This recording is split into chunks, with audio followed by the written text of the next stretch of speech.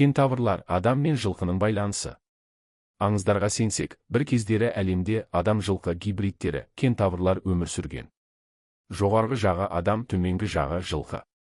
Бірақ бұл жай ғана миф пе, әлде тарихта шынайы негізі бар ма? Кейбір ғалымдар ежелгі адамдар алғаш рет салт мініп жүрген жауынгерлерді көргенде, оларды адам-жануардың қосындысы деп қабылдаған деп болжайды.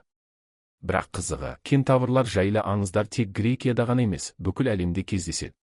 Қытай мифологиясында жартылай жылқы, жартылай адам тіршілік иелері туралы деректер бар. Ал орталық Азияның кейбір аңыздарында көшпенді жауынгерлерді құдайлар жылқы денелі етіп жаратты делінеді.